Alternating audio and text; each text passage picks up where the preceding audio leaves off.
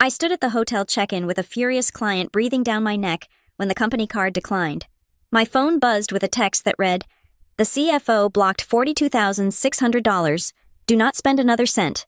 Before I could react, my coworker Mallory tilted her head and smiled like she had waited all year for this. Someone had set a trap right in the middle of our business trip, and they wanted me to explode. My name is Lydia Murphy, and at 34 years old, I had built my entire reputation on being the woman who walked into burning buildings and walked out with the furniture intact.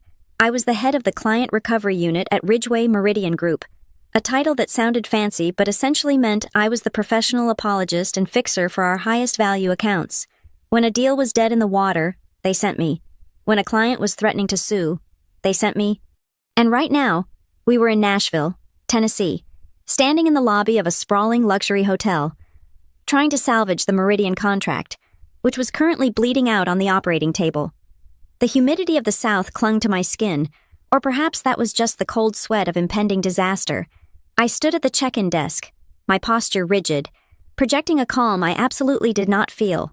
Behind me stood my team of 3 analysts, looking exhausted from the flight, and standing right next to them, arms crossed and tapping a polished leather shoe against the marble floor, was the chief operating officer of our client company. He was the man we were here to impress, the man whose trust in Ridgeway Meridian Group was already hanging by a thread.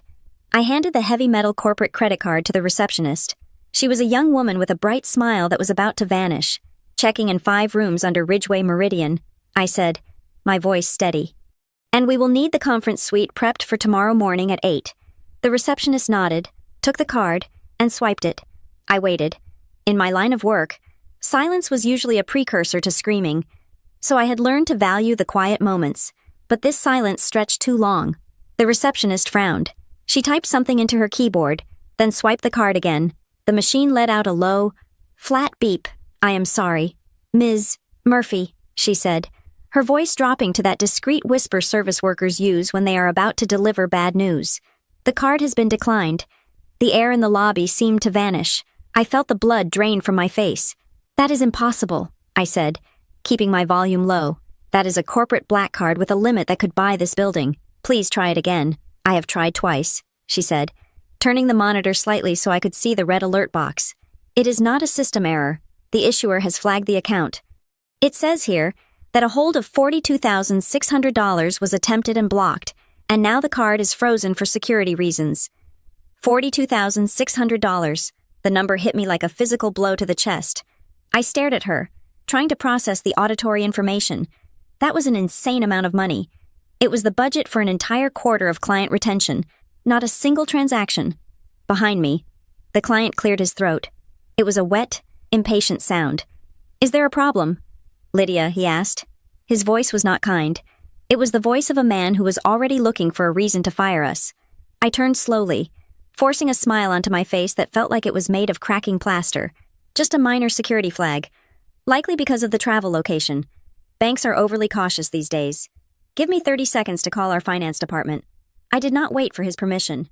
I stepped away from the desk, my hand shaking as I pulled my phone from my blazer pocket. I dialed Elliot Klein, our chief financial officer. It was 7 in the evening on the East Coast, but Elliot always answered. He picked up on the first ring. "Lydia," he said. There was no greeting, no pleasantry. His voice was as cold as the air conditioning blasting above my head. "Elliot, my card is declining at the hotel." I hissed into the phone, turning my back to the group. "The clerk says there is a block charge for $42,600. You need to clear this immediately. The client is standing 3 feet away from me." "I cannot clear it," Elliot said. I froze.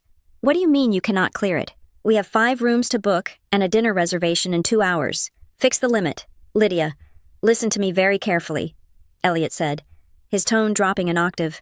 "I did not just block the charge. I froze the entire account. I am looking at a series of flagged transactions that triggered a fraud alert level I have not seen in 10 years. Someone is moving money, huge amounts of money, using your authorization codes. That is ridiculous," I whispered, my eyes darting back to the front desk. "I am standing here. I have not authorized anything. Do not argue with me." Elliot snapped. "This is an order. There is internal fraud occurring. And until I trace the source, no money leaves that account. If you spend 1 more cent of company money, you will be liable." Do you understand? The line went dead. I stared at the phone screen, the black mirror reflecting my own terrified expression. A fraud alert, $42,600. I turned back to the group. The client was checking his watch. My team looked nervous. And then there was Mallory Vance. Mallory was my counterpart, a woman who had joined the company a year ago and had managed to smile her way into every high-level meeting I organized. She was technically here to assist with logistics, a role she had volunteered for at the last minute. She stood next to the luggage cart, her blonde hair perfectly blown out, wearing a suit that cost more than my first car. She looked at me, and her hand went to her mouth in a gesture of shock. Oh my God. Lydia, Mallory said, loud enough for the client to hear. Did you forget to submit the travel pre-approval again? I told you the new system was strict. The accusation hung in the air. Toxic and precise. It was a lie. I had submitted every form 3 weeks ago, but the client did not know that. He looked at me, his eyes narrowing. Lydia, if your organization cannot manage a simple hotel booking, I have severe concerns about how you plan to manage our operational recovery. My heart hammered against my ribs. This was it. The trap. I did not know how it had happened, but I could feel the jaws of it snapping shut. If I admitted the card was frozen for fraud, we looked incompetent and dangerous. If I admitted I could not pay, we were sleeping on the street, and the contract was gone. I looked at Mallory. For a split second, the mask of concern slipped. Her eyes were not worried. They were calculating. She was watching me the way a scientist watches a rat in a maze, waiting to see if it would take the cheese or the electric shock. She knew, somehow. She knew exactly what was happening. I had a choice. I could fold. I could tell the client we had a technical issue, cancel the trip, fly home, and let the contract die. I would lose my reputation, but I would be safe from financial ruin. Or I could fix it. I took a deep breath, pushing down the panic that threatened to choke me. I was Lydia Murphy. I did not let deals die. There is a mix-up with the bank due to the interstate travel. I said to the client, my voice steady and authoritative, but it is resolved. I am handling it personally to ensure there are no delays for you. I walked back to the desk. I pulled out my personal wallet. My hands were trembling, so I kept them below the counter where no one could see. I had a personal credit card with a limit I had spent 7 years building up for a down payment on a house. Use this. I told the clerk quietly. Split the transaction if you have to, but get us into those rooms. The clerk took my personal card. I watched her swipe it. I prayed to every god I did not believe in. It approved. 10 minutes later, the client was in the elevator, heading to the penthouse suite. Mallory lingered in the lobby as the rest of the team took their bags. Wow, Mallory said, stepping closer to me. That was a close one. Lydia, you are lucky you have such a high limit on your personal card. Most people live paycheck to paycheck. Cut the act. Mallory, I said, my voice low. She smiled, a small, tight expression that did not reach her eyes. I am just saying, you should be more careful with the paperwork. Elliot is on a warpath these days. She turned and walked toward the elevators, her heels clicking a rhythm of victory on the marble. I stood alone in the lobby. My phone felt heavy in my pocket. $42,600. The number kept repeating in my head. I sat down on one of the velvet sofas in the corner of the lobby and opened my laptop. I needed to see what Elliot was seeing.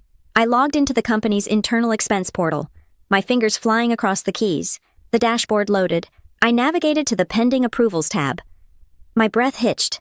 There was a list, a long list. It wasn't just the big charge. There were dozens of smaller ones, dating back 2 days, catering deposits, venue rentals, private car services, all of them flagged as expedited service, and at the bottom of each digital invoice, in the field marked Authorizing Officer, was my name, Lydia Murphy. I clicked on the timestamp of the $42,600 charge. It had been authorized 4 hours ago. 4 hours ago. I was at 30,000 feet, on a plane with no Wi-Fi, sitting next to my team. I looked at the vendor name on the massive charge. Solstice Executive Services. I had never heard of them. I looked up at the ceiling of the hotel lobby, fighting the urge to scream. Someone had stolen my digital identity. They were draining the company accounts dry, and they had timed the biggest hit to happen exactly when I was most vulnerable, thousands of miles from home, surrounded by witnesses who would watch me fall. I looked toward the elevators where Mallory had disappeared. You want a war? I whispered to the empty room. Okay, you have got one. 7 years ago, the client recovery department at Ridgeway Meridian Group did not exist. Or rather, it existed as a windowless storage closet on the fourth floor that smelled faintly of ozone and floor wax, where I sat alone with a telephone and a list of people who hated us. Back then, the company's strategy for unhappy clients was to ignore them until they went away or sued, at which point legal would step in. I was the experiment. I was the 27-year-old hire tasked with calling people who were screaming mad and finding a way to make them stay. I did not build this division by sending emails or creating pretty slide decks. I built it by showing up. When a shipment of medical devices was stranded in a snowstorm in Chicago, I did not just track it online. I flew to O'Hare, rented a truck, and stood on the loading dock in sub-zero temperatures until the crates were moving. When our biggest retail partner threatened to walk because of a billing error, I sat in their waiting room for 9 hours until the CFO agreed to see me, and I did not leave until we had shaken hands. That was my currency. Sweat equity, over time. I cultivated a network that was arguably more valuable than the company's actual product. I knew the shift managers at the major logistics hubs by name. I knew which hotel concierge in Manhattan could produce a conference room at 4 a.m. I knew the private car dispatchers who would drive through a hurricane if I asked them to. I operated on a simple, old-school code if I said I would fix it. It was fixed. My word was iron, and in an industry built on vague promises and fine print, that made me dangerous. It also made the department profitable. By my 5th year, client recovery was retaining 40% of the revenue that was previously bleeding out the door. Grant Hargrove, our CEO, loved the retention numbers. He loved the graphs I sent up to the C-suite every quarter, the ones where the lines went up and to the right, but Grant was a dashboard leader.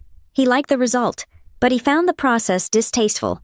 He did not want to know that I had to beg a warehouse foreman or negotiate a credit limit increase at midnight. He just wanted to walk into the board meeting and say that customer satisfaction was up. I accepted that. I did not need a pat on the head. I took pride in being the mechanic who kept the engine running while the drivers took the credit for the speed. Then, 12 months ago, Mallory Vance arrived.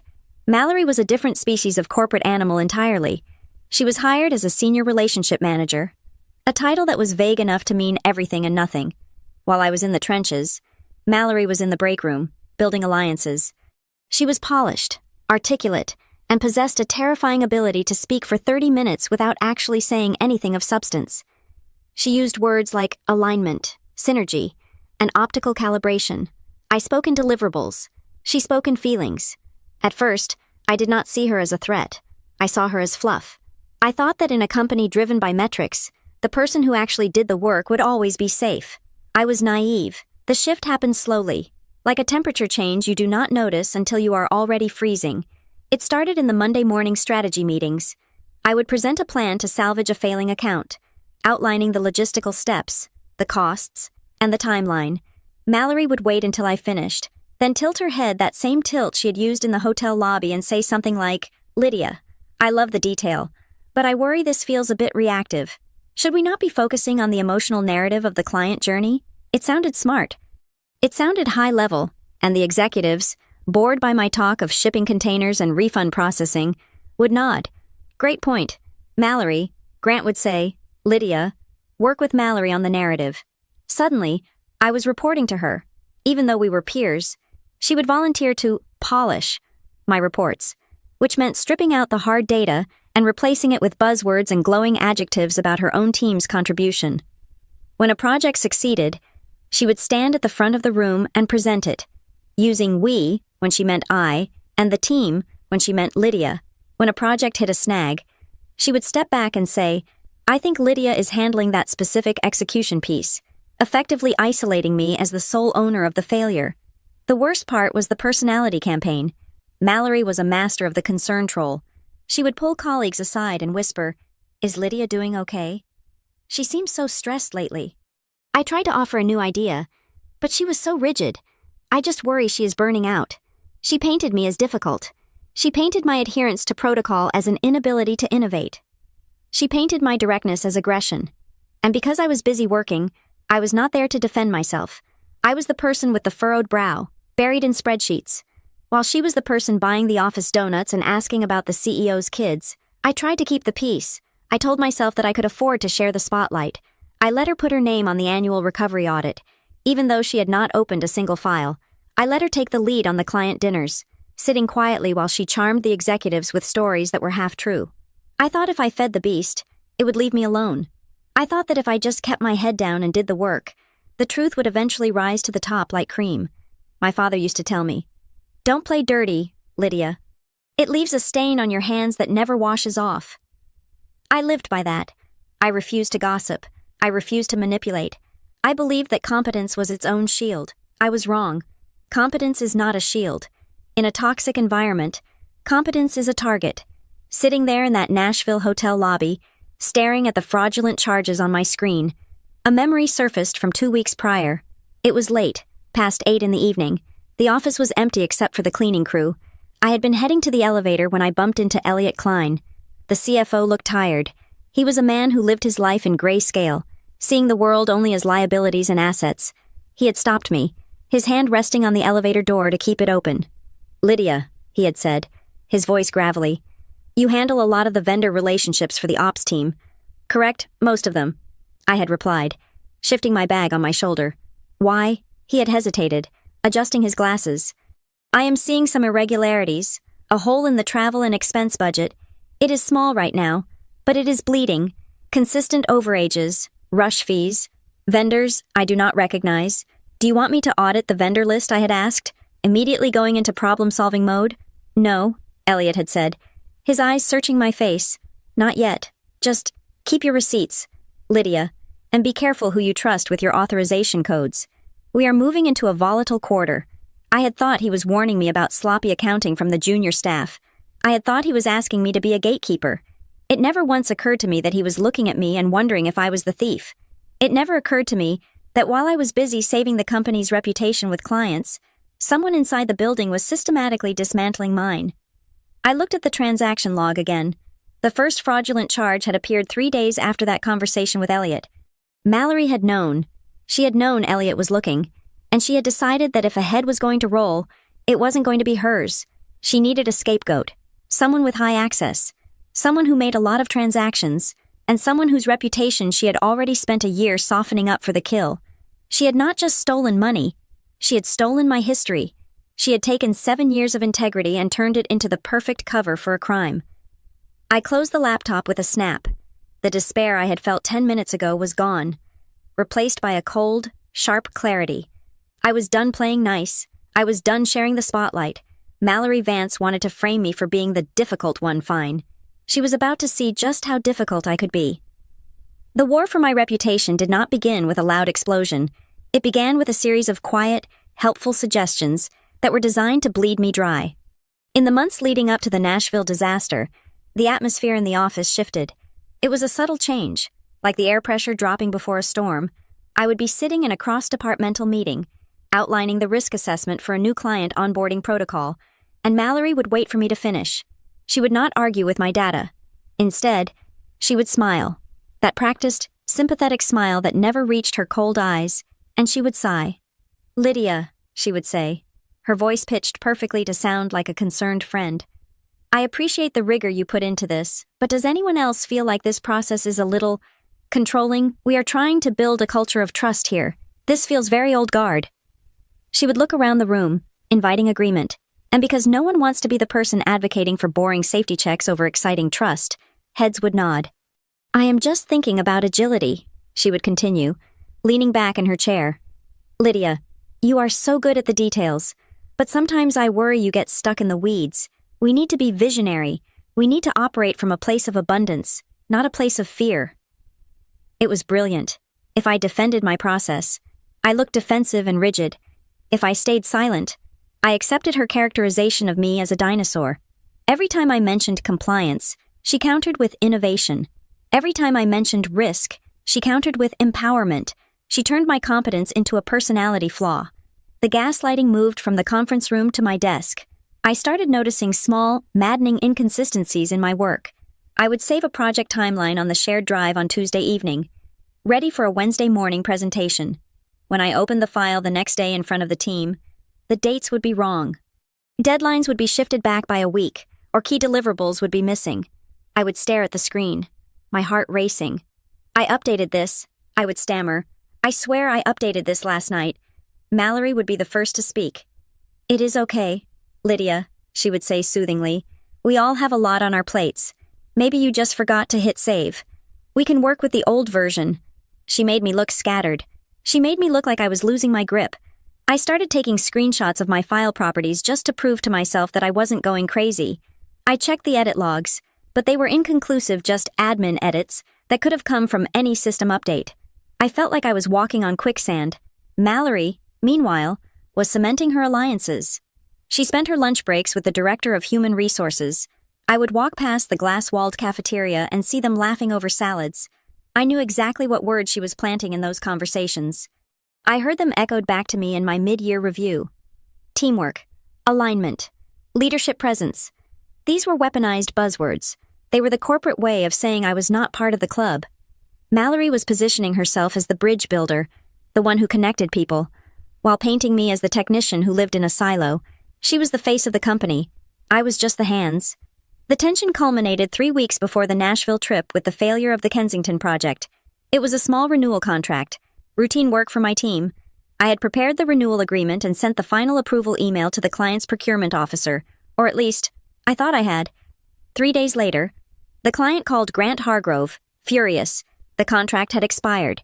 Their service had been auto-suspended, and they had received no communication from us. I was summoned to Grant's office. Mallory was there, of course, sitting on the plush leather sofa, looking regretful. "Lydia," Grant said, tossing a printout onto his desk. "The client says you ghosted them. We almost lost a 10-year account over a paperwork error. What is happening?" "I sent the email," I insisted, pulling out my laptop. "I sent it on Tuesday at 4 in the afternoon." I opened my sent folder to show him. The email was there, but when I clicked on the recipient, my stomach dropped. The email address was wrong. It was missing a single letter, a typo. I stared at the screen. "I have this contact saved in my address book. I do not type it manually." "I took a look at the contact card in the shared database," Mallory said softly. "It looks like someone might have manually updated the entry with the wrong info, probably just a glitch." "Lydia, but you really should double-check before you hit send." She looked at Grant. "I managed to smooth it over with them. I told them Lydia has been under a lot of personal stress lately and asked for a grace period. They agreed to reinstate the service." She had saved the day. I had caused the problem. That was the narrative. Grant looked at me. For the first time in 7 years, I saw genuine doubt in his eyes. He took off his glasses and rubbed the bridge of his nose. "Lydia," he said, "can we speak candidly?" "Always," I said, though my throat felt tight. "Are you okay?" he asked. "I have been hearing some feedback. People are saying you are difficult to reach, that you are becoming defensive when people offer help, and now this? Is the workload too much?" "Grant, I am doing the same job I have always done," I said, trying to keep my voice steady. "The feedback you are hearing is coming from one specific source." Grant held up a hand. "Stop. Do not make this about personality conflicts. Perception is reality in this business. Lydia, if the team feels you are blocking flow, then you are blocking flow. I need you to step back and think about your leadership style. Take a page from Mallory's book. She is very effective at building consensus." The comparison stung more than the reprimand. He wanted me to be more like the woman who was sabotaging me. I walked out of that office feeling hollowed out. I went to the bathroom and splashed cold water on my face. I looked at myself in the mirror. I looked tired. I looked paranoid. I looked exactly how she wanted me to look. Then came the Meridian contract crisis. The biggest deal of the year was shaky, and we had to go to Nashville to save it. I was in overdrive, booking flights, preparing the recovery strategy, and mapping out every possible scenario. I was in the break room, pouring my 4th cup of coffee, when Mallory walked in. She was wearing a pristine white blazer, looking fresh and energetic. "I heard about Nashville," she said, leaning against the counter. "High stakes." "We will handle it," I said shortly, stirring my coffee. "I bet you are swamped with the strategy piece," she said. "Look, I know we have had our friction, but I want the company to win. Why don't I come along?" I stopped stirring.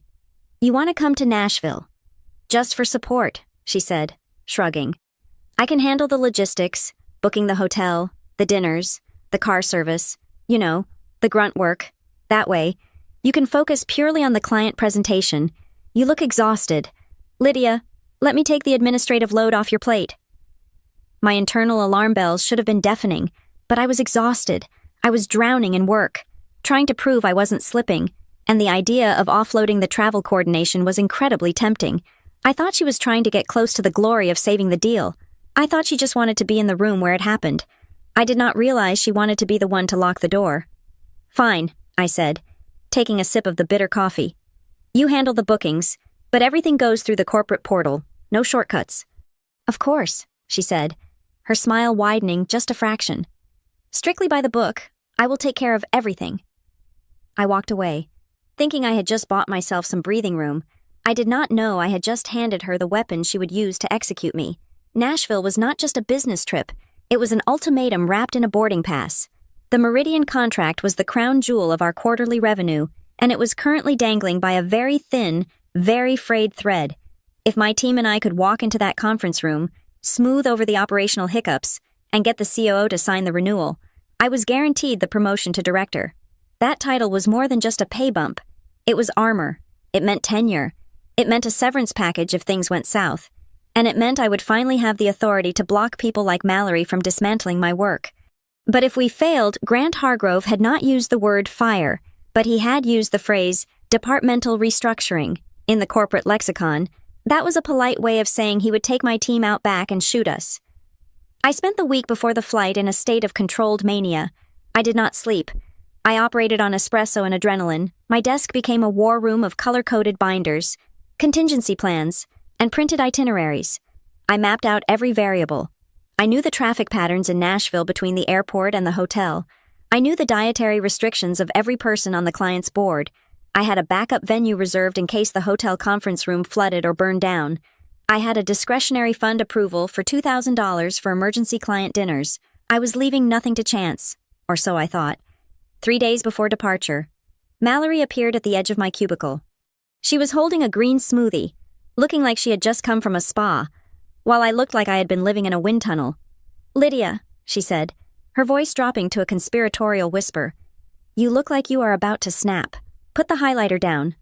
"I am fine," I said, not looking up from the contract draft. "I just need to finalize the vendor payments for the AV equipment." "Let me do it," she said. I paused. I looked up at her. "What?" "The vendor stuff," she said, stepping into my workspace. "The hotel room block, the car service, the AV setup. I know you like to control everything, but you need to focus on the presentation. If you walk into that meeting looking this tired, the client is going to smell blood. Let me handle the logistics. It is just data entry.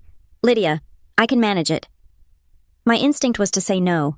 My gut screamed that handing over the credit card authorization to Mallory was like handing a loaded gun to a toddler, but I was drowning.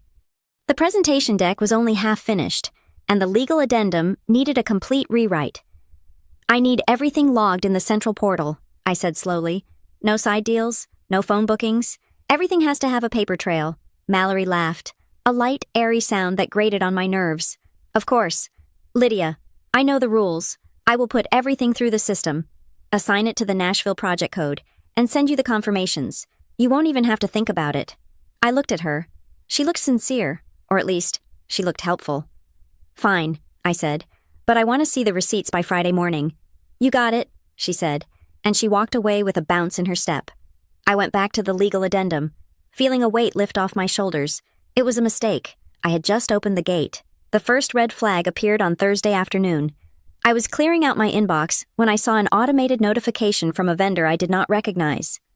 The subject line read, "Confirmation Elite Global Concierge, VIP Upgrade Package." I frowned. I hadn't ordered a VIP package. We were staying at a nice hotel. "Yes, but standard executive rooms." I clicked the email. It was a receipt for a pre-authorization check of $1, followed by a note that the full itinerary had been confirmed. The vendor name, Solstice Executive Services, was listed in the fine print. I stood up and walked over to Mallory's desk. She was on the phone, laughing, but she hung up when she saw me approaching.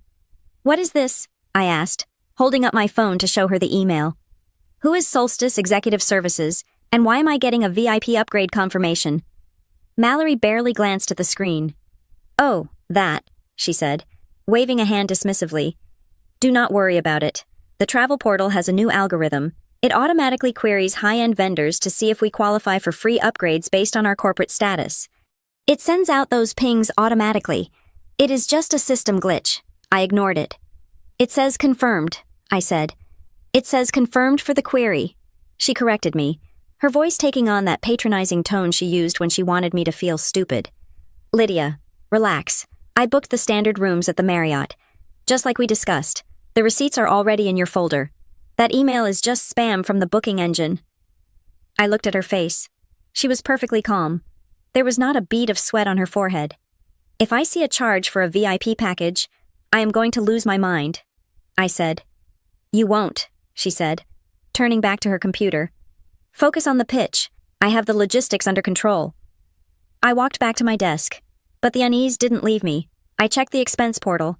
There were no large charges, just the standard hotel deposit. Mallory was right. The system showed everything was normal. I forced myself to let it go. I had bigger problems to solve. The morning of the flight, the air at the airport was thick with tension. My team was huddled by the gate, going over the slide deck one last time. Mallory was sitting a few seats away, reading a magazine, looking entirely unbothered by the fact that our careers were on the line. I checked my phone to make sure the boarding passes were ready. That was when the text message came through. It was from Elliot Klein. I stared at the screen. The CFO never texted. He sent emails, and he sent formal memos. A text message from Elliot was like seeing a shark fin in a swimming pool. Lydia. The text read, I am seeing a lot of activity on the travel account this week. If anything looks odd on this trip, call me immediately. Do not wait. My stomach turned over. A lot of activity. I had checked the portal yesterday. It was empty except for the basics. I typed back, what kind of activity? I checked the logs. It looked clean. 3 dots appeared, then they vanished. Then they appeared again. Finally, the response came. Just keep your eyes open. Safe flight. It was the most terrifying safe flight I had ever received. It felt less like a wish for a good journey and more like a warning that the parachute had been tampered with. I looked over at Mallory. She caught my eye and smiled. She held up her coffee cup in a mock toast. Ready to crush it, she mouthed. I nodded stiffly. I wanted to go over there and demand to see her laptop. I wanted to ask her what activity Elliot was talking about, but they were calling our boarding group. The client was already walking down the jet bridge. If I caused a scene now, if I delayed the flight or started an interrogation in the terminal, I would look unhinged. I boarded the plane. I took my seat in the aisle, my laptop open on my tray table before we even pushed back. I tried to work, but my mind kept circling back to Elliot's text. If anything looks odd, the flight to Nashville was 2 hours of turbulence. I sat with my eyes closed for most of it, running through the presentation in my head, trying to drown out the gnawing anxiety in my gut. We touched down at 1 p.m. The tires screeched against the tarmac, and the plane shuddered as it slowed. The fasten seatbelt sign dinged off. Around me, 100 passengers reached for their phones. I did the same. I turned off airplane mode. The phone vibrated instantly. A notification banner slid down from the top of the screen. It wasn't a text. It was an alert from the corporate banking app, which I had installed on my personal phone for emergencies. Alert pending transaction. My thumb hovered over the screen. My heart hammered against my ribs. I unlocked the phone. The screen was bright, almost blinding in the dim cabin. Merchant Solstice Executive Services. Amount $42,600. Status, pending approval. Flagged for review. I stared at the number. The digits seemed to swim before my eyes. $42,600. That was not a hotel room. That was a car. That was a salary. That was a crime. Lydia. I looked up. Mallory was standing in the aisle, her carry-on bag slung over her shoulder. She was looking down at me, her expression unreadable. We are moving, she said. Let's go. The car is waiting. I looked at her, then back at the phone. The VIP upgrade she had called a glitch. The activity Elliot had warned me about. It wasn't a glitch. It wasn't a mistake. It was a bomb, and it had just detonated in my pocket. The lobby of the Nashville Grand was no longer just a hotel entrance. It was a courtroom, and I was on trial without a lawyer. The air conditioning was humming, but I felt beads of sweat rolling down my spine, soaking into my blouse. The receptionist was holding my corporate card like it was a piece of radioactive waste, her expression a mix of pity and annoyance. Behind me, the line of guests was growing, but the only person who mattered was standing 3 feet to my left. Marcus Thorne, the chief operating officer of our client company, was not a man accustomed to waiting. He was watching the transaction fail with the grim fascination of someone watching a car crash. I can try it a third time, ma'am, the receptionist said, her voice loud enough to carry to the back of the room. But the system is giving me a code 99. That is a hard block for potential fraud. The word fraud hung in the air between us. My team, three bright, young analysts who looked up to me, shifted uncomfortably. They looked at their shoes. They looked at the ceiling. They looked anywhere but at me. Then Mallory stepped forward. She placed a hand on my shoulder. It was meant to look comforting, a gesture of solidarity. But her grip was tight, her fingernails digging slightly into the fabric of my jacket. "Oh, Lydia," she sighed, shaking her head. "I told you that you needed to update your compliance forms before we left.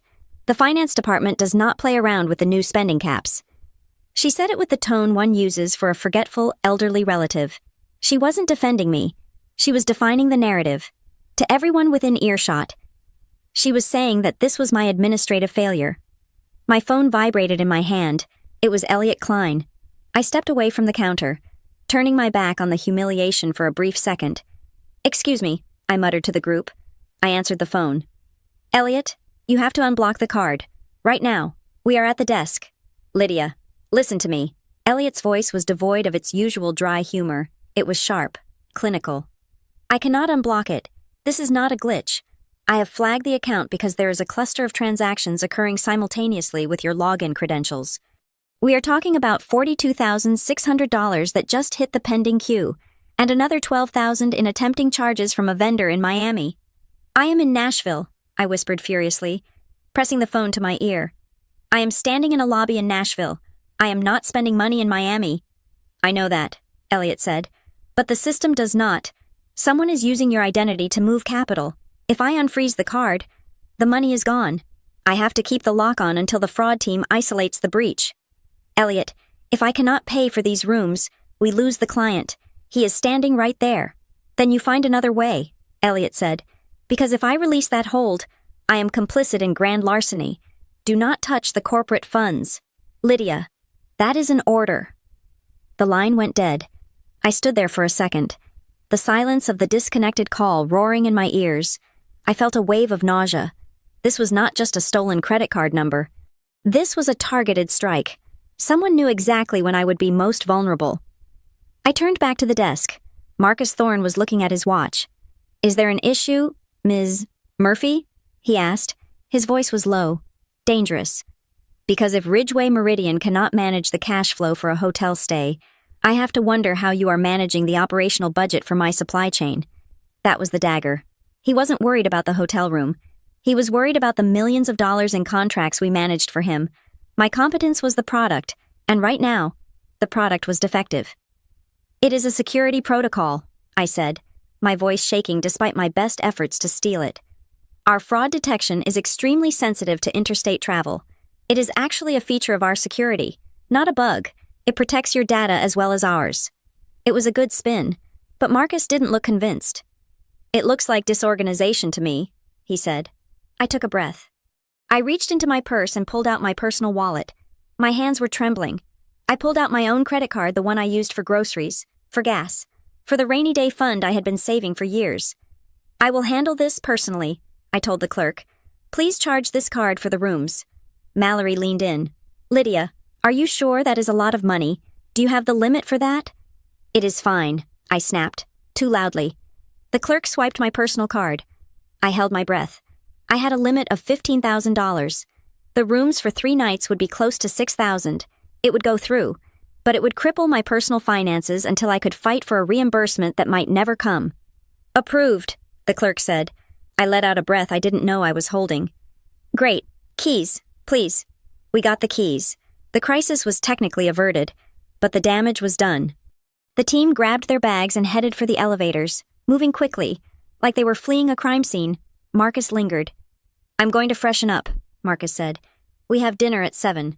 I assume that reservation is actually valid." "Absolutely," I said. 7 o'clock sharp. He walked away. I slumped against the marble counter. My energy drained. "You know," Mallory said, her voice dropping to a whisper as she stood beside me. "He looks really rattled. Maybe I should go talk to him, just to reassure him that this is just an internal thing with you, and not a reflection on the company as a whole." I looked at her. Her eyes were wide, innocent. "An internal thing with me?" "Well, yeah," she said. "I mean, if you are under audit or whatever, he deserves to know that the rest of the team is stable. I can smooth it over. I speak his language. Do not go near him, I said. I mean it, Mallory. Do not discuss my standing with the client. Okay, she said, holding up her hands in mock surrender. Geez, Lydia, I am just trying to help you save face, but if you want to dig the hole deeper, be my guest. She turned and walked toward the elevators. I watched her go. A knot of dread tightening in my stomach. I knew she wasn't going to her room. She was going to find Marcus. I waited 5 minutes. Then I went up to my room. I didn't unpack. I threw my bag on the bed and immediately sat down at the heavy wooden desk. I opened my laptop. I needed to see it. I needed to see the monster that was eating my career. I logged into the enterprise resource planning system. My fingers flew across the keys. I bypassed the standard dashboard and went straight into the procurement logs. I filtered for the last 24 hours. There it was, the transaction that had triggered the freeze. Solstice Executive Services, $42,600. But I looked closer. I expanded the details of the vendor profile. The vendor name was listed as Solstice Exec, SVCs. Event Div. It looked legitimate. It looked like the kind of high-end concierge service we used for retreats. But when I checked the tax ID number associated with the vendor, it didn't match the Solstice group we had on file in the master database. It differed by 2 digits. It was a spoof account, a fake vendor profile created to look like a real one, so that at a glance, no one in accounting would question it. I scrolled down to the audit trail of the transaction itself. Every action in our system left a digital fingerprint. Who requested the funds? Who approved them? Who released the payment? My eyes scanned the lines of code. Request timestamp today, 09:15 a.m. EST. Request origin IP 192.168 X. Internal network. HQ. Requesting user ID. M. Vance. My heart stopped. Mallory. She had created the request this morning while we were at the airport. She must have done it from her phone or a remote login, spoofing the HQ IP address. But a requesting user cannot approve their own high-value transaction. That was a basic control. It needed a second signature, a director-level approval. I looked at the next line. Approving user ID L. Murphy. Approval timestamp. Today, 09:17 a.m. East.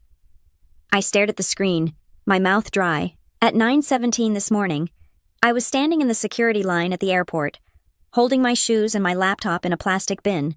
I was nowhere near a computer. I was nowhere near the network. Mallory had not just requested the money. She had logged in as me to approve it. She had my password. Or she had a backdoor. I looked at the vendor name again, Solstice Exec, SVCS.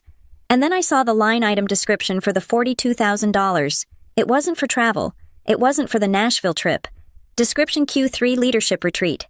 Deposit venue hold. She was using my credentials to fund her own project. She was stealing from the company to pay for the very event she was planning to use to showcase her leadership skills. And she was framing me for the expenditure. If I hadn't looked, if Elliot hadn't frozen the card, that money would have vanished into this fake vendor account.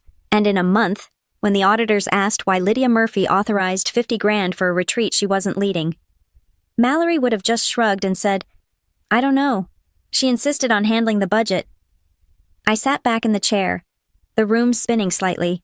The door to my hotel room seemed very thin. Down the hall, Mallory was probably knocking on Marcus Thorne's door right now, offering a sympathetic smile and a poisonous explanation for why the client recovery lead couldn't pay a hotel bill. I reached for my phone. I didn't call Elliot. Not yet. I needed more than a screenshot. I needed to trace where that money was actually going. I opened a new browser tab. I typed in the name of the fake vendor, Solstice Exec SVCS. Nothing came up. No website. No LinkedIn. I checked the address listed on the invoice in our system. Formkino 2, River Road, Suite B, Wilmington, Delaware. I pulled up Google Maps. I typed in the address. Street view loaded. It wasn't an office building. It wasn't a corporate headquarters. It was a mailbox rental store in a strip mall, sandwiched between a dry cleaner and a vape shop. I stared at the image of the dusty storefront. That was where the money was going. I closed the laptop. The fear was gone. It had been burned away by a cold, hard rage. Mallory thought she had trapped me in a hotel lobby in Nashville. She thought she had humiliated me enough to make me quit. She had no idea. She had just given me the map to her own destruction. The silence in my hotel room was not peaceful. It was heavy, pressurized. and suffocating. It felt less like solitude and more like quarantine. News in a corporate environment travels faster than light, and bad news travels instantaneously. I could feel the vibrations of the rumor mill buzzing through the digital ether. My phone, usually a steady stream of client updates and team logistics, had gone strangely quiet. No one was texting me about dinner plans. No one was asking for the slide deck revisions. The silence was an indictment. I knew what they were saying back at headquarters. The narrative was already being written in the break rooms and on the private Slack channels. Lydia Murphy finally crashed. Did you hear the CFO had to personally cut her off? Fraud alert? Spending freeze? She tried to charge $50,000 to a company card in Nashville and got rejected in front of the client. I needed a lifeline. I needed someone in leadership who knew my character. Someone who knew that I would sooner cut off my own hand than steal from the company I had spent 7 years building. I dialed Grant Hargrove. It was late on the East Coast, but Grant was the kind of CEO who lived with his phone glued to his palm. He answered on the third ring. "Lydia," he said. There was no warmth in his voice. Usually, Grant greeted me with a jovial inquiry about the client or a joke about the weather. Today, his tone was flat, guarded, and stripped of all familiarity. It was the voice he reserved for legal depositions. "Grant, I need to explain what happened at the hotel," I said, rushing to get the words out before he could cut me off. "The card decline was a security error. I am currently investigating a breach of my credentials. I did not authorize those charges." "Lydia," he interrupted, his voice weary. "I have already spoken to Elliot. He gave me the rundown. Elliot sees a flagged account." I insisted. "He does not see the context. Someone is spoofing my approval codes. I need you to trust me on this. I am going to fix it. But I need time, and I need the rumors to stop." There was a pause on the line. I could hear the faint click of a keyboard in the background. "Lydia, look," Grant said, and the shift in his tone broke my heart. It was patronizing. "We value your contribution, you know that.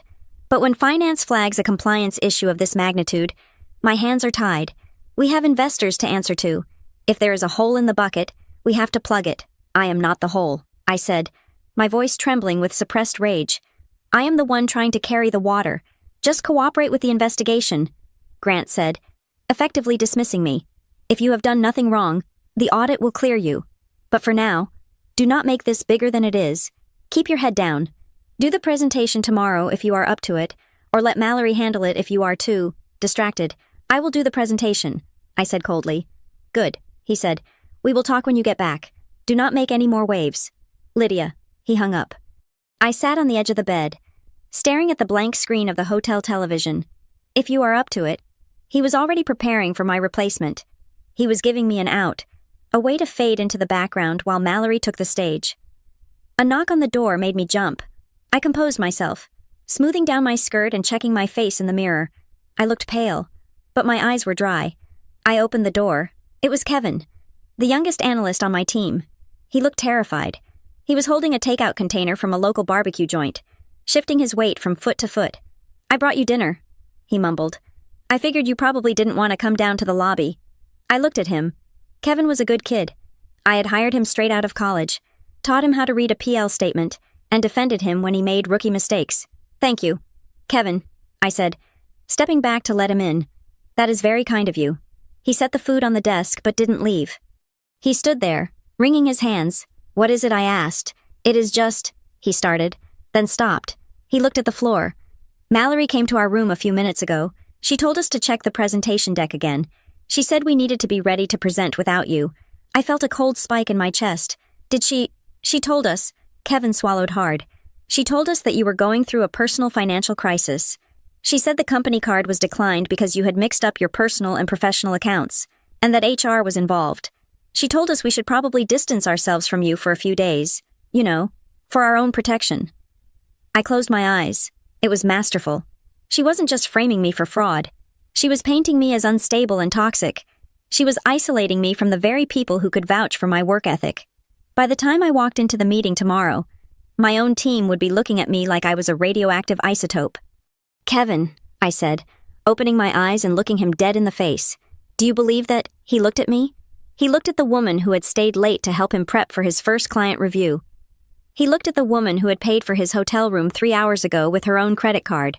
"No," he said quietly. "No, I don't. That is why I brought you the ribs." A small, genuine smile touched my lips. Thank you. Kevin, go get some sleep. We have a contract to win tomorrow. He nodded and slipped out the door. I was alone again, but the despair had shifted into something else. It was clarity. I sat down in the armchair and let my mind drift back over the last 6 months. I replayed every interaction with Mallory Vance. I stripped away the smiles, the compliments, the offers of help. I looked at the raw data of her actions. The time she offered to format my quarterly report, and the numbers came back slightly skewed, making my margin of error look higher. The time a meeting with a key vendor was moved to a different time slot, and I was the only one who didn't get the calendar update, walking in 10 minutes late. The time she accidentally left me off the email thread about the CEO's birthday gift, making me look petty and unengaged. It wasn't clumsiness. It wasn't bad luck. It was a slow, methodical dismantling of my professional credibility. She had been loosening the bolts on my career for a year, waiting for the moment when the pressure was highest to pull the final pin, and she had done it with a smile. A second knock on the door. Heavier this time. I opened it. Mallory stood there. She wasn't smiling now. She had her serious face on. She walked into the room without waiting for an invitation, closing the door softly behind her. "Lydia," she said, her voice dripping with syrup. "I just wanted to check on you. Marcus is asking questions." I managed to calm him down, but he is worried. "I bet he is," I said, leaning against the desk, crossing my arms. "Look," Mallory said, stepping closer, her voice dropping to a whisper. "I know things have been hard for you lately. I know the pressure to deliver numbers is insane. If you borrowed some money against the account, or if you made a mistake with the funds, you can tell me. I can help you fix it before it goes to the board. We can call it an accounting error. I can vouch for you." I stared at her. It was the trap. She wanted me to admit to something I hadn't done. She wanted me to say, "Yes, I messed up," so she could run to Grant and say, "Lydia confessed to me." That is a very generous offer. "Mallory," I said, keeping my face completely blank. "But there is nothing to confess. I did not spend the money." She sighed, looking at me with deep disappointment. "Lydia, please, don't be stubborn. The evidence is all there. I am trying to save you from a criminal investigation. If you just resign quietly, Grant might let it go. You can start over somewhere else. Get out," I said. "Excuse me, get out of my room," I said, my voice low and steady. "I am not resigning. I am not confessing. And I am definitely not letting you help me." Mallory's face hardened. The mask slipped completely. For a second, I saw the predator underneath. "Fine," she said, her voice sharp. "Do it the hard way. But do not expect anyone to be there to catch you when you fall." She turned and left, slamming the door. I stood there, shaking, not from fear, but from the sheer effort of holding back the urge to scream. I wasn't going to scream. I wasn't going to cry. I was going to work. I walked to the desk and opened my laptop. I wasn't going to fight her with rumors. I wasn't going to fight her with emotion. I was going to fight her with paper. Every transaction, every email, every login. I was going to build a fortress of facts that she couldn't smile her way through. My phone rang again. I looked at the screen. It was an unknown number, but the area code was local to our headquarters. I answered it. "Lydia Murphy. Ms. Murphy." The voice was a whisper. I recognized it instantly. It was Jessica, a junior clerk in accounts payable. I had helped her organize a charity drive last Christmas. "Jessica," I asked, "is everything okay? I cannot talk long," she whispered. "I'm in the file room. I heard about the freeze. Everyone is talking about it. I know." I said, "Ms. Murphy, I should not be telling you this," she stammered. "But I was processing the weekly batch uploads, and I saw something. There is an invoice here. It was flagged for manual review because the font on the header looked weird. So I pulled the physical copy." "What invoice?" I asked, gripping the phone. "It is for that vendor. Solstice," she said, "the one that triggered the block." "But Ms.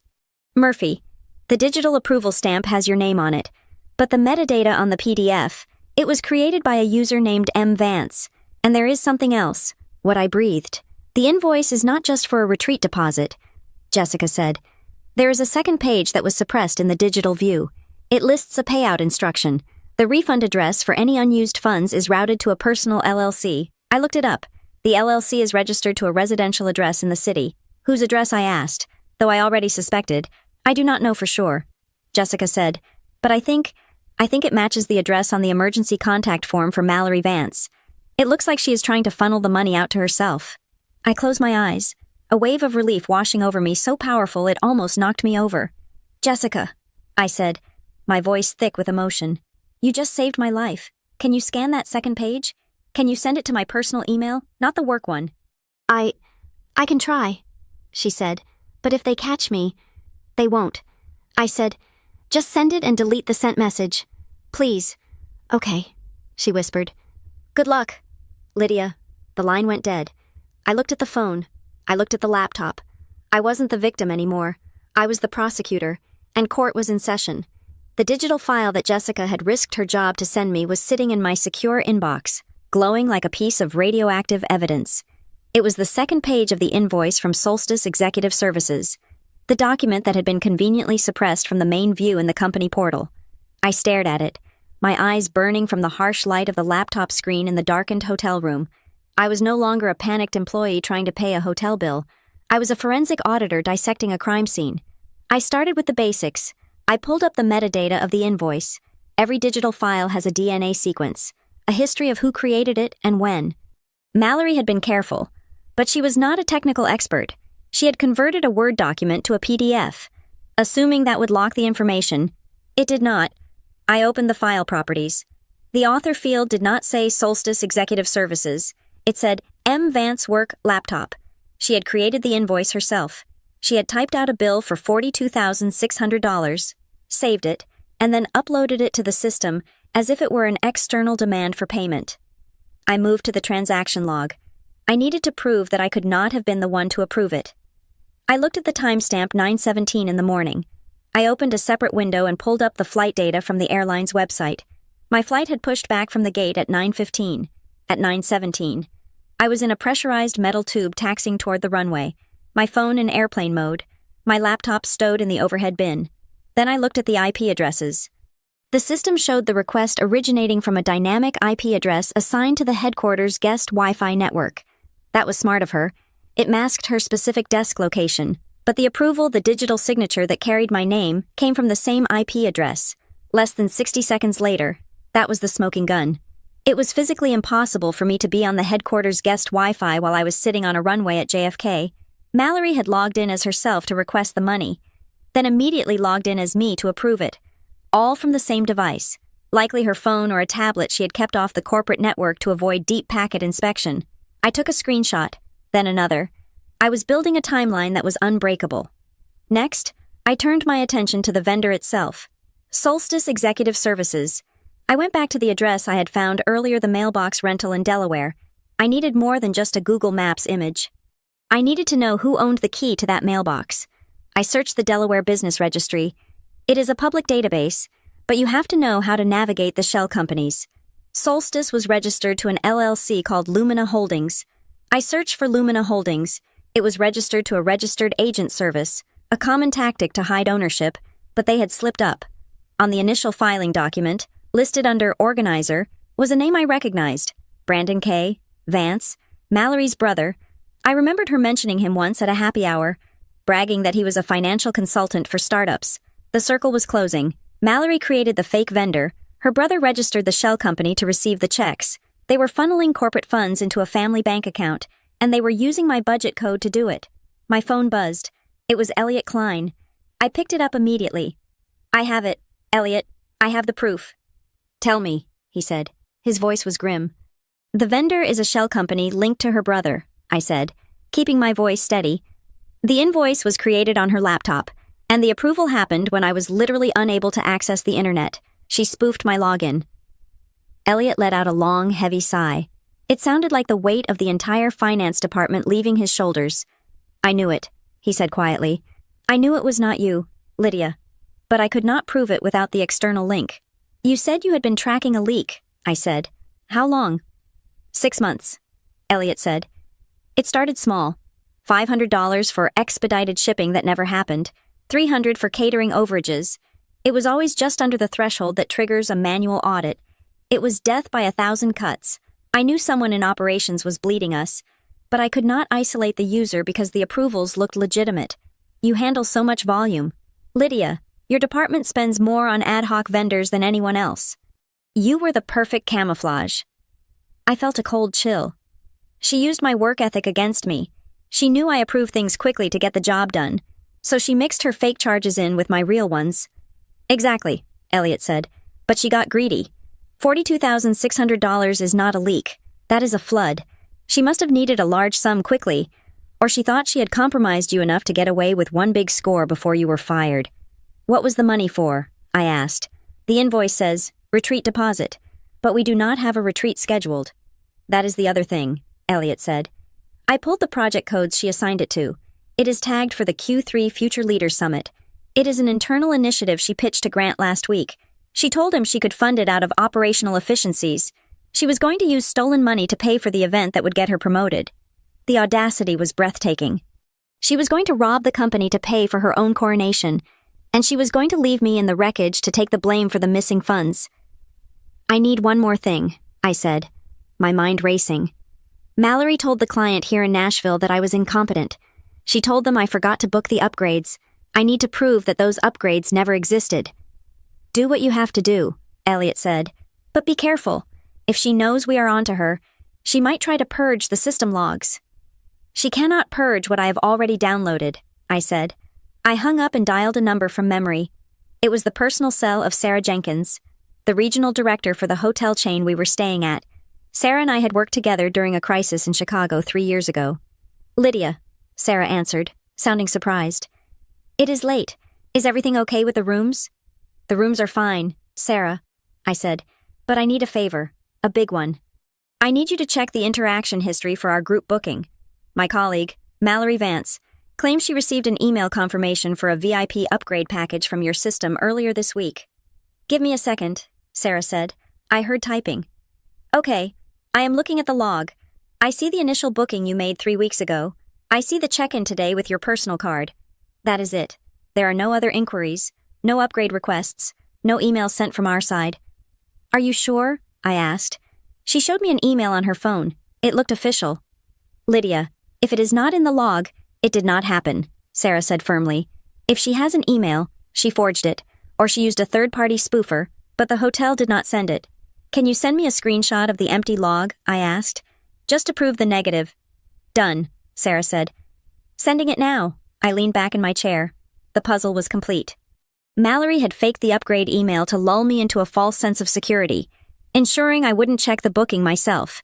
She had timed the fraudulent charge to hit exactly when we landed, knowing the chaos would distract me. She had counted on the public humiliation to break me, to make me look guilty and incompetent, so that when the investigation started, everyone would already be biased against me. She had played a game of chess while I was playing checkers, but she had made one fatal mistake. She assumed I would fold. She assumed I would be too embarrassed to fight back. My laptop pinged. Sarah's email arrived.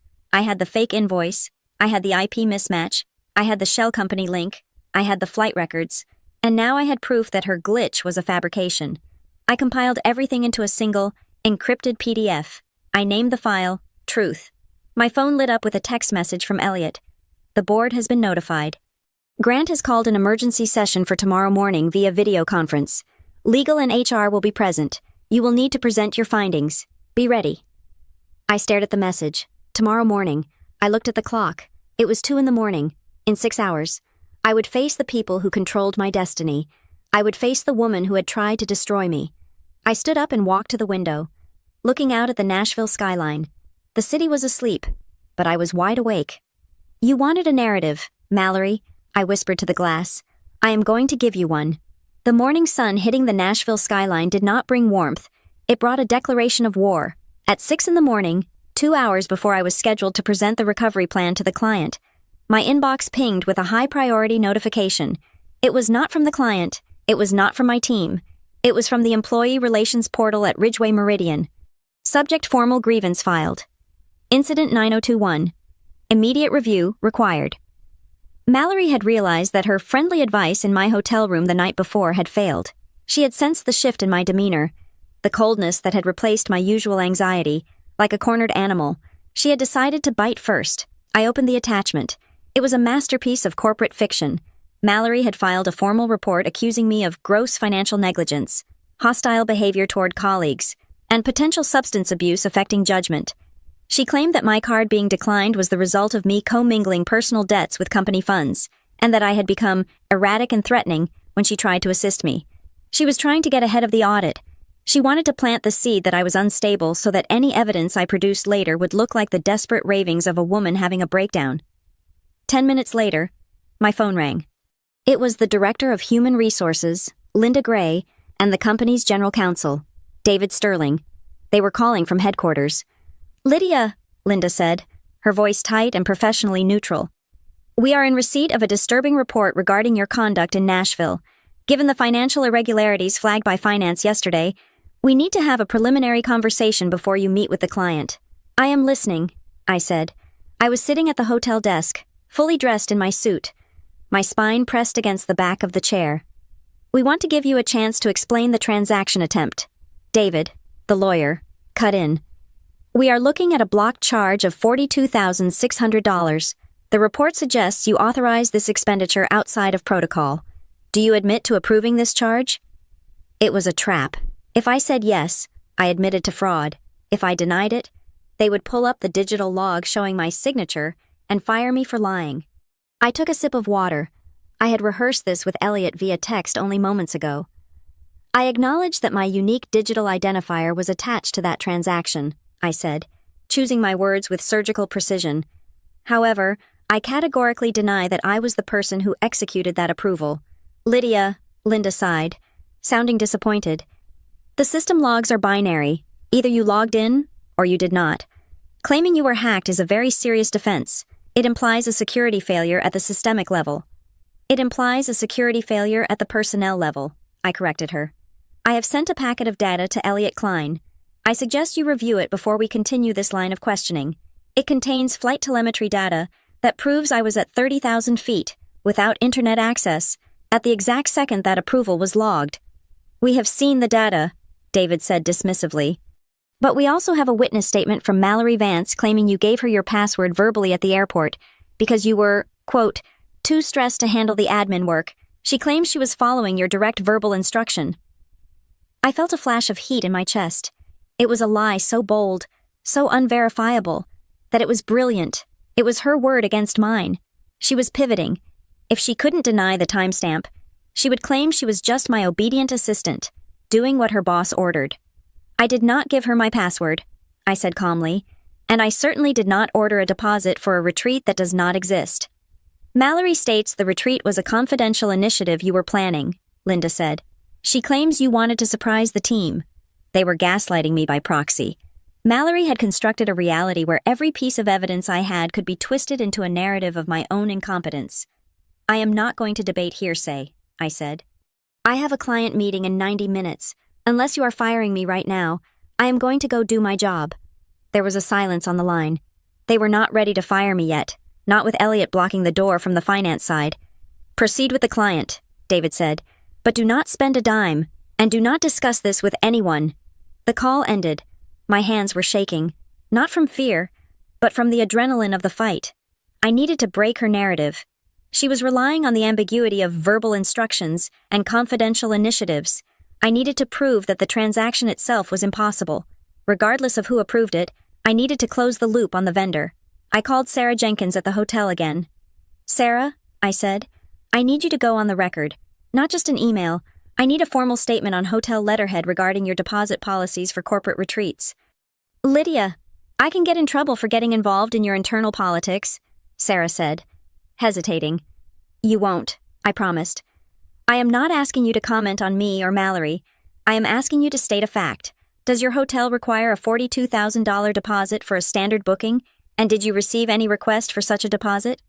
"Absolutely not," Sarah said. "We bill net 30. We never take upfront deposits for corporate accounts." "Write that down," I said. "Sign it, and send it to me." If the hotel didn't require a deposit, then the instruction Mallory claimed I gave her was logically invalid.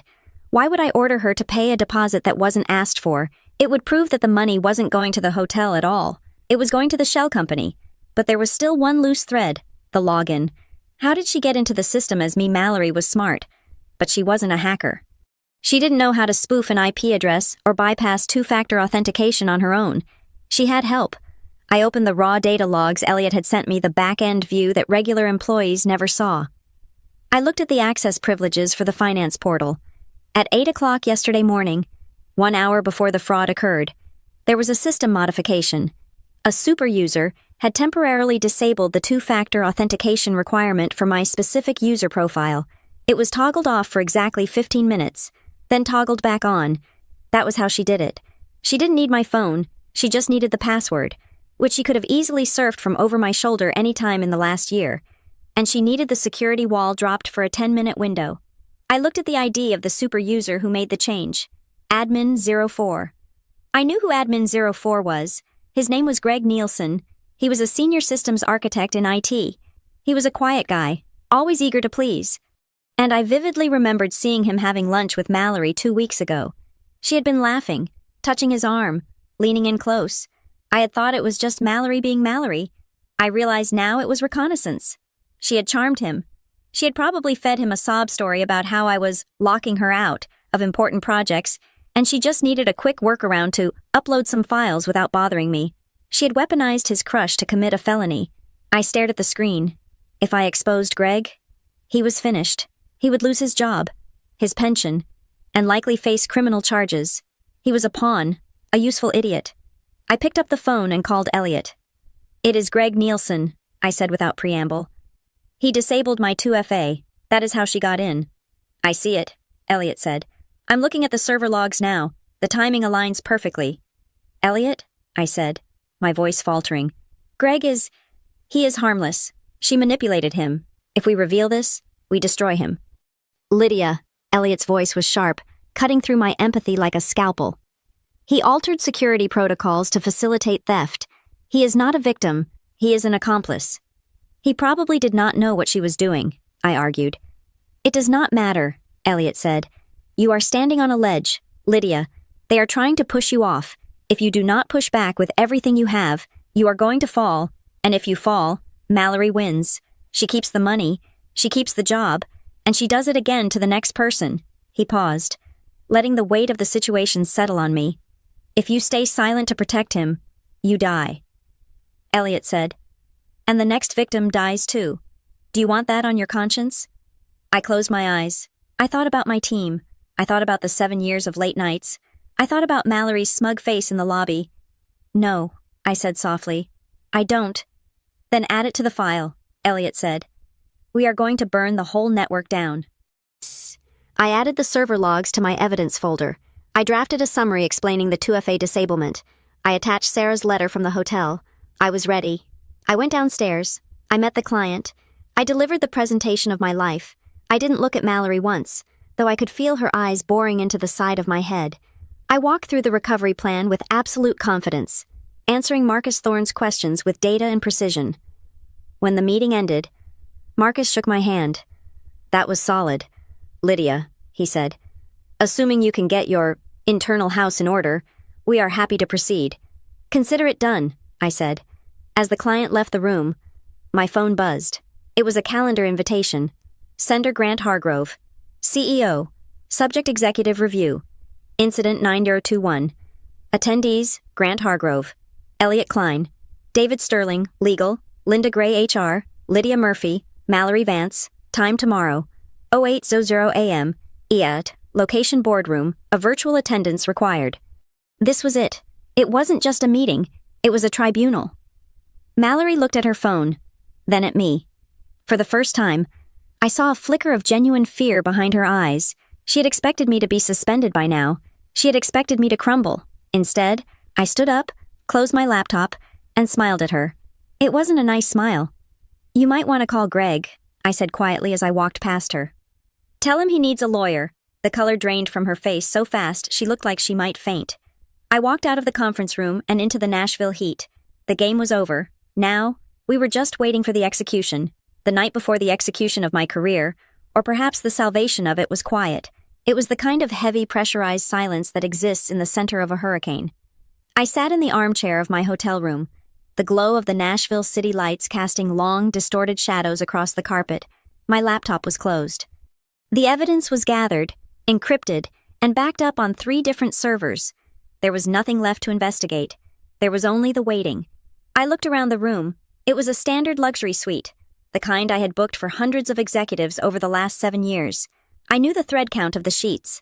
I knew the brand of the soap in the bathroom.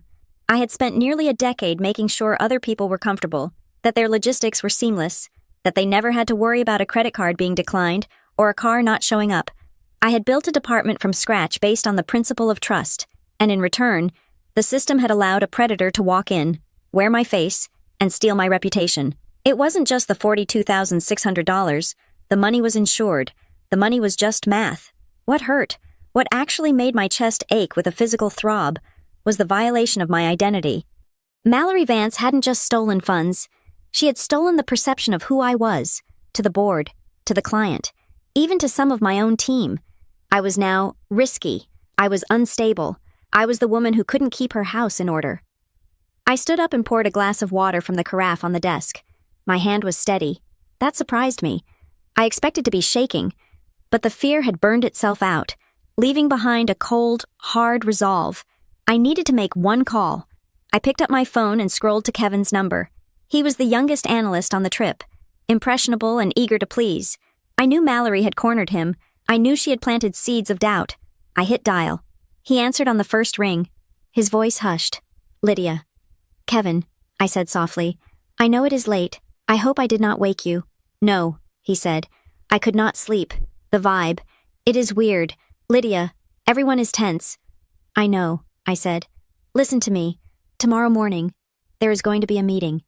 A very serious meeting. You are not invited to it. But afterwards, people might ask you questions. HR might ask you questions." "Mallory told me to say that you were confused at the airport," Kevin blurted out. The words came out in a rush, like he had been holding them in for hours. "She told me that if anyone asks, I should say you looked manic, that you were complaining about money troubles. She said it would help you get a medical leave instead of being fired." I closed my eyes. It was so calculated. She was trying to build an insanity defense for me, framing her theft as a mercy to a breaking woman. "Kevin," I asked, "did I look manic at the airport?"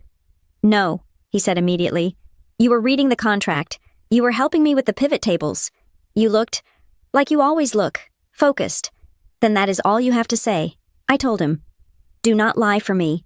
Do not cover for me. And do not lie for her. Just say exactly what you saw. Can you do that?" There was a pause. I could hear him breathing on the other end. "I can do that," he whispered. "She scares me. Lydia, she smiles, but she scares me." "She should," I said. "Go to sleep. Kevin, we have a flight home tomorrow." I hung up. I had secured the perimeter. I sat back down at the desk. I needed to prepare the final document. The kill sheet. Elliot and I had agreed that I couldn't walk into the executive review with a mountain of raw data.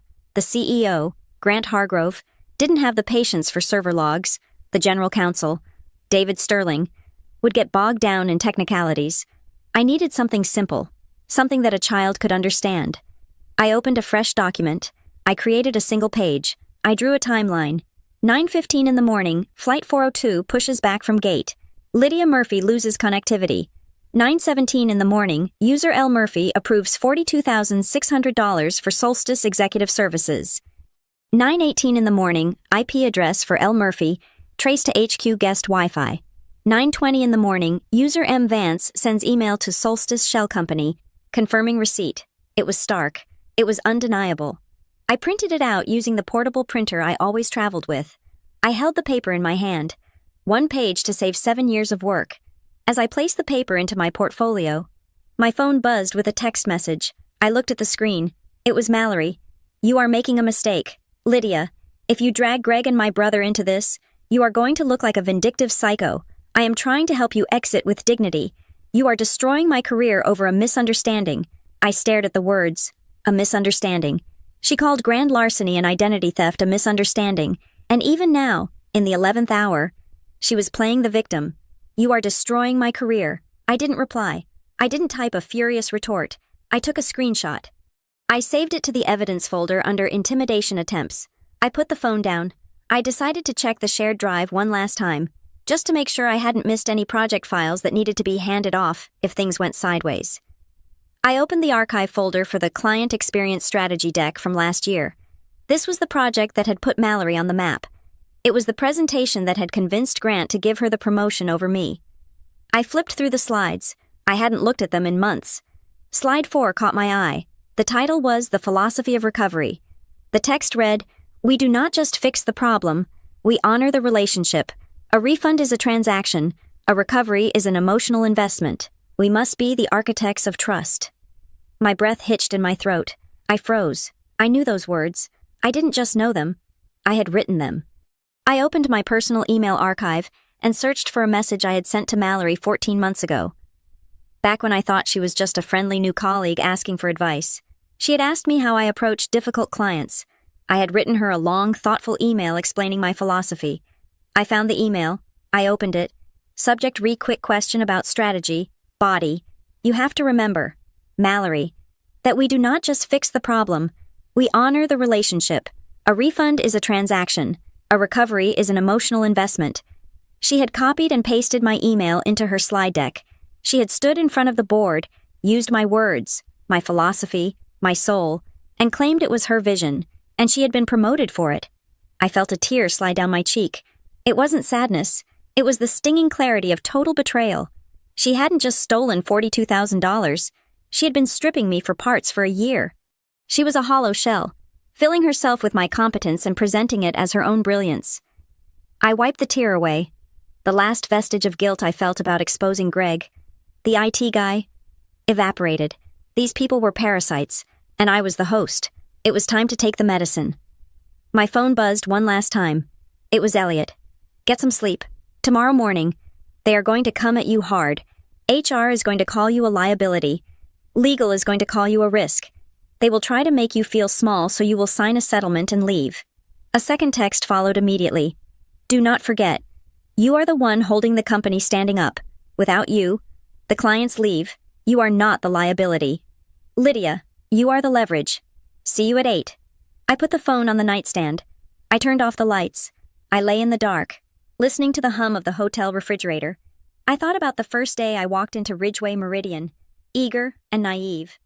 I thought about the thousands of fires I had put out.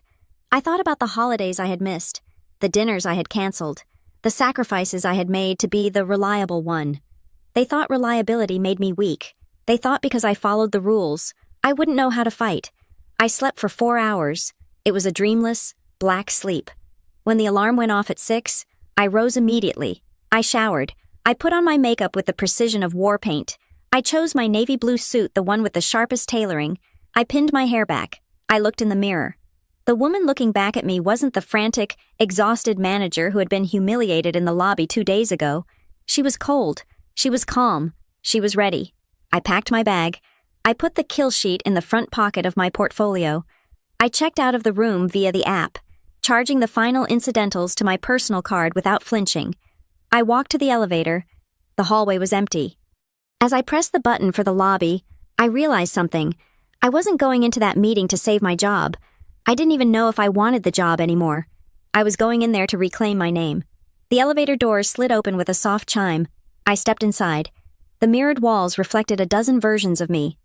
Today, I whispered to my reflection, I am not asking anyone to believe me. I'm just opening the door for the truth to walk in. I pressed the button for the conference level. The doors closed, sealing me in. The storm was over. The flood was coming. The video conference screen flickered to life, pixelating for a brief second before sharpening into the high-definition view of Boardroom A back at headquarters. The layout was intimidating by design. At the head of the long mahogany table sat Grant Hargrove, his face unreadable. To his right was David Sterling, the general counsel, looking bored and dangerous. To his left, Linda Gray from HR, clutching a thick file folder, and sitting directly across from the camera, looking composed and regretful, was Mallory Vance. I was sitting in a small business center cubicle in the Nashville hotel, wearing my headset. Elliot Klein was also dialed in remotely from his office, his video feed a black square with just his initials, EK, glowing in white.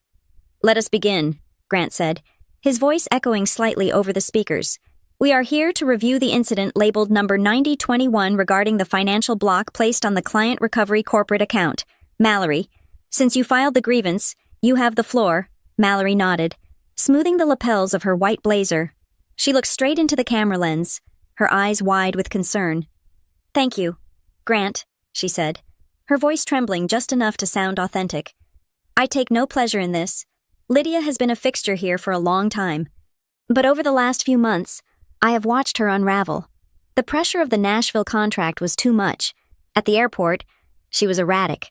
She gave me her login credentials verbally and demanded I process a deposit for a secret initiative she claimed she had cleared with you personally. I tried to push back, but she was aggressive. I processed the request because I was afraid she would cause a scene in front of the team. When the card declined, she blamed me. It is a classic case of projection. She paused, letting the accusation sink in. I am worried about her stability, Mallory added softly. And I am worried about the financial liability she has created. Grant looked at the camera. Lydia, you have heard the statement. Do you have a response? I took a deep breath. I did not raise my voice. I did not cry. I do, I said, but I will not respond with a story. I will respond with math. I hit the share screen button. The kill sheet I had prepared the night before replaced the video feeds of our faces. Grant, please look at the timeline on your screen, I said. The transaction for $42,600 was approved at 9:17 in the morning. At that exact moment, according to the FAA telemetry data listed in row 3, my flight was taxiing on the runway. I had no internet access. I had no cellular signal. It is physically impossible for me to have logged that approval. Mallory claims you gave her the password. David Sterling cut in, his eyes scanning the document. That would explain the login. It would, I agreed, if the login had come from a remote device. But look at row 4. The approval came from the headquarters guest Wi-Fi network. Mallory, you were at the airport with me. How did you manage to approve a transaction from the headquarters IP address while you were standing at gate C4? Mallory's face on the thumbnail view twitched. I might have used a VPN, or the system logged it wrong. This is technical hair splitting. It is not hair splitting, Elliot Klein's voice boomed from the black square. It is forensic fact, and there is more. Elliot took over the screen share. He pulled up the server logs I had sent him regarding Greg Nielsen.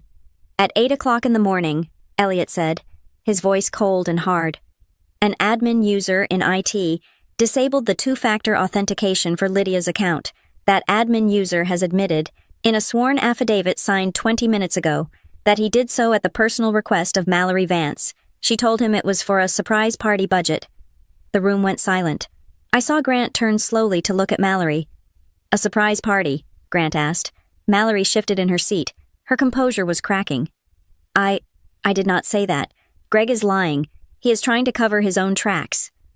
Let us talk about the money then, I said, pulling up the letter from Sarah Jenkins. Mallory claims I ordered a deposit for the hotel. This document is a formal statement from the regional director of the hotel chain. They do not accept deposits. They never asked for one, and the vendor you paid, Solstice Executive Services, is not the hotel. I displayed the final piece of the puzzle, the invoice metadata showing the author as M. Vance Work Laptop and the shell company registration linked to her brother. You created a fake invoice, I said, my voice cutting through the silence. You spoofed my login to approve it, and you routed the money to a shell company controlled by your family. You did not do this because I was erratic. You did this because you thought I was the perfect scapegoat. Mallory stood up. She looked around the room, her eyes darting from Grant to David to Linda. I was forced, she blurted out. Her voice was shrill now, the polished executive facade gone. I did not want to do it. I was pressured. Pressured by whom? David Sterling asked, leaning forward. Name them. Mallory opened her mouth, but nothing came out. There was no one to name. There was no conspiracy. It was just her greed and her arrogance. The silence that followed was heavy, suffocating, and absolute. Grant Hargrove closed the file folder in front of him. He did not look at Mallory. He looked at the general counsel. Get security, Grant said. Escort her out, suspend her access immediately, and initiate a full forensic audit of every project she has touched in the last 12 months. Grant, wait, Mallory pleaded, reaching for his arm. You cannot do this. I brought in the Meridian deal. I am the face of this department. You are a liability, Grant said, pulling his arm away with a look of distaste. Get her out. 2 security guards entered the room. We watched in silence as Mallory Vance, the woman who had terrorized the office with a smile for a year, was led out of the boardroom. She didn't look like a mastermind anymore. She looked small. When the door closed, Grant turned back to the camera. He adjusted his tie. He put on his CEO face, the one that was calm, reassuring, and completely fake. Lydia, Grant said, I want to apologize. Clearly, there was a systemic failure here. We allowed a toxic element to fester, but you handled this with incredible poise. You saved the Nashville deal. You saved the company $42,000. $42,600, I corrected him automatically. Right, Grant said, forcing a smile. Look, we want to make this right. We are going to offer you the director position, effective immediately, 20% raise, full autonomy over your team. We need someone with your integrity leading the ship. I looked at him. I looked at the man who, 24 hours ago, had told me to cooperate and implied I was guilty. I looked at the company that had allowed Mallory to gaslight me for a year because she used the right buzzwords. Elliot spoke up. Lydia, before you answer, you should know the rest. The audit I ran last night shows this wasn't the first time. Mallory has been siphoning small amounts for months. If you hadn't caught this, she was planning to file a report next week claiming you were embezzling. She had the paperwork ready. She was going to send you to jail to cover her tracks. I felt a cold shiver, but it passed quickly. Thank you, Elliot, I said. And thank you, Grant, for the offer. So we have a deal, Grant asked, picking up his pen. No, I said. Grant froze. Excuse me. I decline the offer, I said. And I am submitting my resignation, effective immediately. Lydia, be reasonable, Grant said, his voice rising. We are giving you everything you wanted. You won. She is gone. I did not win, I said. I just survived. And the only reason you are offering me this promotion is because I caught her. If I had come to you yesterday without that server log, you would have fired me. You listened to her lies for a year because she made you feel comfortable. I cannot work for a leadership team that requires a forensic investigation to believe its most loyal employee. You are walking away from a career, David Sterling warned. I am walking away from a crime scene, I said. I will send my formal letter to HR within the hour. Good luck with the audit. I disconnected the call. The screen went black. I took the headset off and set it on the desk. I didn't feel panic. I felt lighter than I had in 7 years. I walked out of the business center and into the lobby. My team was waiting by the elevators with their luggage. Kevin looked at me nervously. How did it go? He asked. Is Mallory okay? Mallory is no longer with the company, I said, and neither am I. The team stared at me in shock. What do you mean? Kevin asked. Where are you going? I am going to start my own firm, I said, looking at them. A consultancy that actually fixes problems instead of hiding them. I need a team. It will be hard work. The pay will be tight for the first 6 months, but no one will ever steal your work, and no one will ever lie about you. I paused. Who is in? Kevin didn't hesitate. He picked up his bag and moved to stand next to me. I am in. The other 2 analysts looked at each other, then at the hotel doors, and then at me. They picked up their bags. We are in, they said. I smiled. It was the first real smile I had worn in a long time. Then let's go, I said. We have a flight to catch. We walked out of the hotel doors and into the bright Nashville sunlight. I checked my phone one last time. The pending charge of $42,600 had been reversed. The balance was 0. But my account, my personal account of dignity and self-respect, was full. Thank you so much for listening to this story of corporate betrayal and ultimate redemption. I would love to know where you are tuning in from today. Are you listening from your office, your car, or maybe while relaxing at home? Please drop a comment below with your location, and let me know if you have ever dealt with a toxic coworker like Mallory. If you enjoyed seeing Lydia take down the system, please make sure to subscribe to Boss Revenge Stories. Hit that like button, and smash the hype button to help this story get recommended to more people who need a little justice in their lives.